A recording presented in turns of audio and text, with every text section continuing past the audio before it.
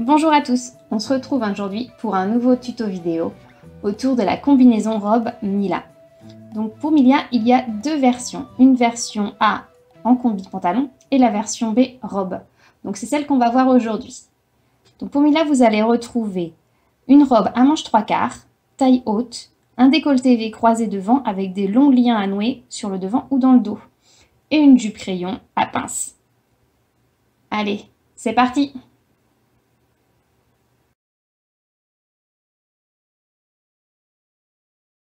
Alors, commençons par le corsage devant. Vous allez prendre votre pièce devant, reportez bien tous les repères sur la pièce. Donc ici, j'ai mis les repères et on va prendre la pièce et la faire correspondre endroit contre endroit.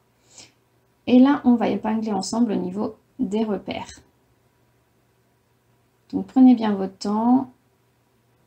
Faites attention que les petits points correspondent d'un côté et de l'autre, et vous allez venir coudre depuis le premier repère jusqu'au bout du lien.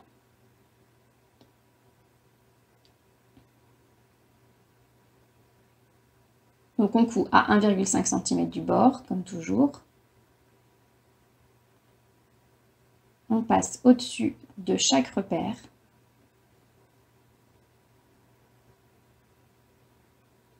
Et après, vous continuez le long du lien jusqu'à la pointe. Donc quand c'est fini, vous allez pouvoir venir cranter au niveau des repères, écranter les marges ou venir les évider. Donc moi, j'ai préféré les évider ici, mais c'est comme vous voulez.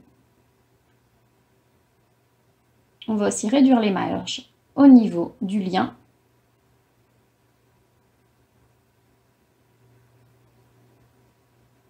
Et cranter au niveau de la pointe. On va retourner la pièce devant et venir repasser très légèrement la couture.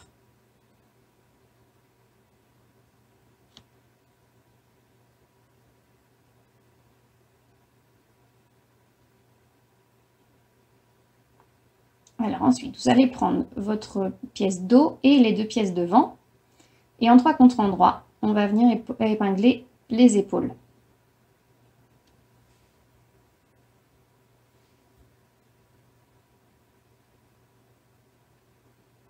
Puis coudre à 1,5 cm du bord. Donc une fois que les épaules sont cousues, venez finir les marges et les ouvrir au fer. Donc passons aux brides maintenant. Donc vous allez venir découper un rectangle de 3 cm sur 36 cm dans des chutes de tissu. Et vous allez le plier endroit contre endroit et venir coudre à environ 0,5-0,7 cm du bord. Plus ou moins la moitié du tissu. Vous allez réduire les marges. Vous laissez juste quelques millimètres, ça suffit. Et on va retourner la bride. Voilà. Ensuite, ce qu'on va faire, c'est qu'on va couper 6 brides de 6 cm de long.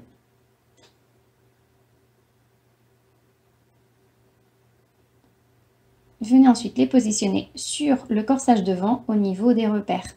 Donc vous les pliez en deux et vous les épinglez bord contre bord.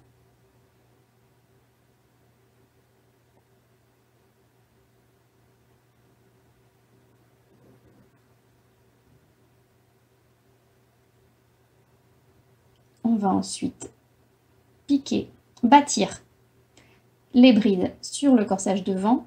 Donc pour éviter que le fil de bâti se voie, vous pouvez bâtir à environ 1 cm du bord.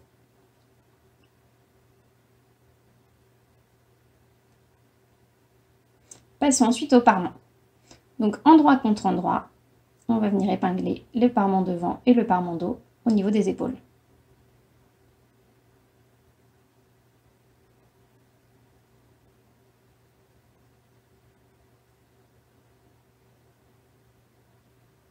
Donc une fois que c'est fait, on vient finir le bord extérieur du parement, donc avec un biais ou un zigzag ou un surjet, comme ici. Et on va épingler le parement au niveau de l'encolure. Donc on passe bien au-dessus des brides,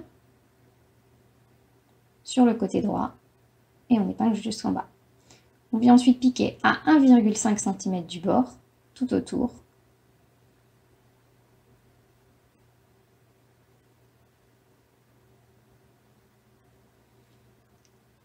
Donc on réduit les marges. Et on va venir faire une sous-piqûre au niveau du parement. Donc on pousse le parement et les marges vers l'extérieur et on va venir sous-piquer les marges au parement. Donc on écarte bien le tissu et on pique à quelques millimètres du bord du parement. On repasse le parement vers l'intérieur.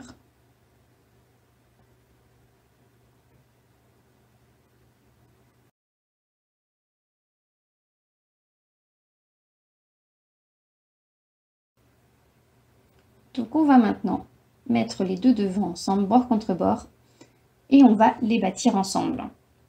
Donc à environ 1 cm du bord inférieur. Donc n'hésitez pas à faire un aller-retour ou deux pour que ça soit bien fixé. Passons maintenant aux manches.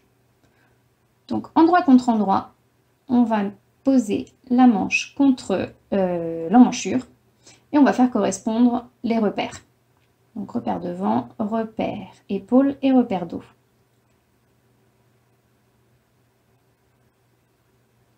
Et on va piquer à... Donc une fois que la manche est cousue, on va venir finir les marges avec un surjet, un zigzag ou un biais. Donc on va passer maintenant à la jupe. Donc pour la jupe, on va commencer par marquer le pli. Donc on va faire correspondre les repères du pli, coucher le pli vers la poche. On repasse très légèrement pour marquer le pli et on va venir bâtir le pli à environ 1 cm du bord. On prend ensuite la poche et endroit contre endroit, on fait correspondre la poche et la jupe. On va venir piquer depuis le haut de la jupe jusqu'au repère en bas de la poche. 1,5 cm du bord. Donc une fois que c'est fait, on crante au niveau du repère et on réduit les marges.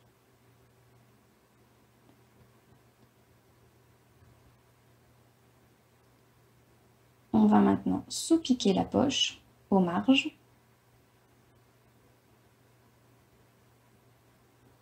Donc quand c'est fait, on repasse la poche vers l'intérieur et on va venir la plier en deux au niveau des repères.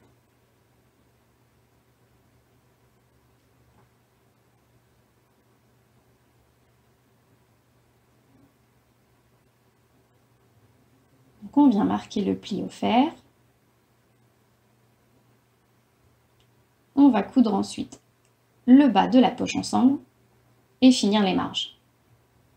Donc quand c'est fait, on épingle la poche et la jupe ensemble pour que ça reste bien fermé et on va venir faire un petit point de... Donc on va maintenant prendre les deux devants de la jupe et on va finir les bords des milieux devants.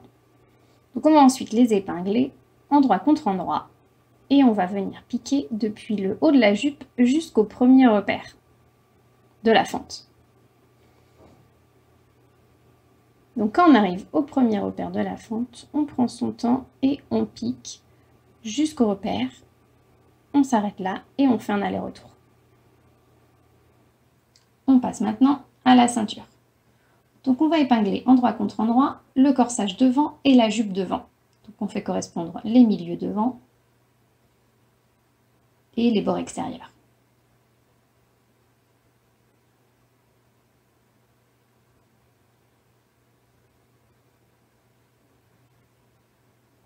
Et on va piquer à 1,5 cm du bord. On peut ensuite venir finir les marges avec un point zigzag, un surjet ou un biais. On va passer au dos maintenant. Donc on va épingler le corsage dos et la jupe dos endroit contre endroit. Et on va faire pareil, on va piquer à 1,5 cm du bord. Une fois que c'est fait, on va prendre notre ceinture et on va l'épingler contre la jupe, endroit contre l'envers de la jupe. Endroit de la ceinture contre l'envers de la jupe. Et on va se servir de la couture qu'on a fait juste avant pour revenir piquer par-dessus. Donc on repasse la ceinture vers le corsage. Donc la ceinture est bien à l'intérieur du vêtement. On va venir repasser aussi le bord extérieur de la ceinture, 1,5 cm vers l'intérieur. Donc on replie la ceinture vers le corsage dos et on va venir épingler.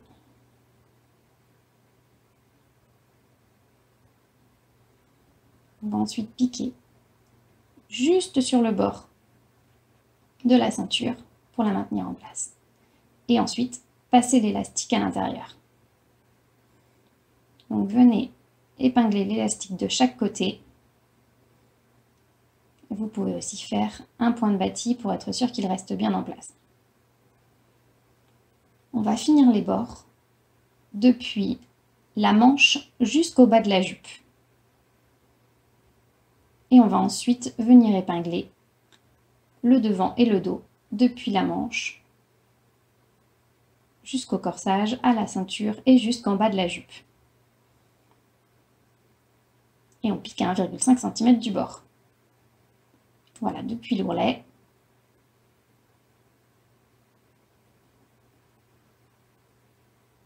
On passe sur la ceinture, donc vous pouvez faire un petit point aller-retour au niveau de la ceinture pour être sûr qu'elle reste bien en place.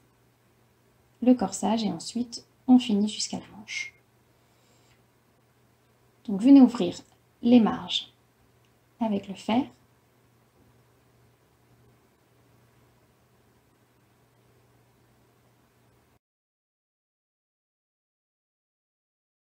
Donc on va maintenant finir l'ourlet de la manche. Donc on va venir repasser le bas de la manche 1,5 cm vers l'intérieur. Puis on fait un autre repli de 3 cm. On repasse et on va venir piquer à 3 cm justement.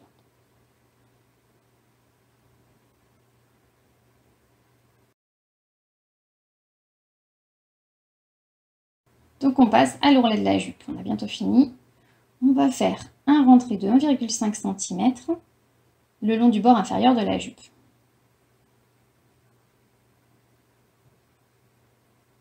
Donc on marque le pli au fer. N'hésitez pas à reporter vos repères s'ils sont passés. Donc vous avez tracé votre ligne comme sur le patron et les repères. Et on va mettre endroit contre endroit, on va faire correspondre les deux repères. Attention, il y en a un qui se trouve à l'intérieur du repli. On épingle le long de la ligne. Donc on vérifie bien sur l'envers qu'on est bien sur la ligne des deux côtés. Voilà. On se replace s'il y a besoin. Et on va venir piquer sur la ligne.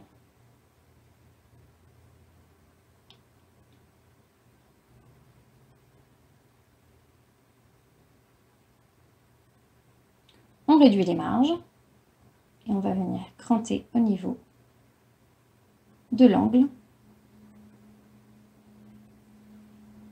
Et on va ouvrir les marges avec le fer.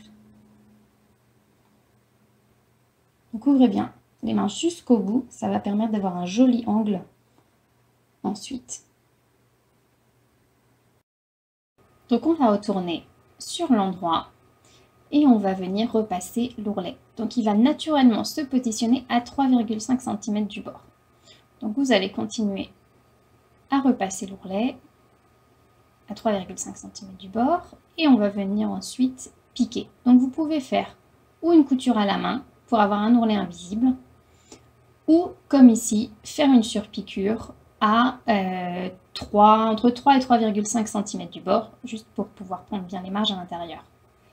Vous allez piquer tout autour, au niveau de la fente pareil, on suit la forme,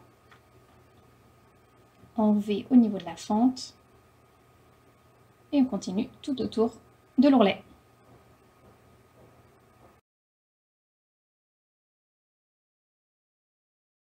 On arrive donc à la dernière étape de la construction de la robe et c'est coudre les boutons. Donc on va coudre 6 boutons sur le côté gauche du corsage. Voilà.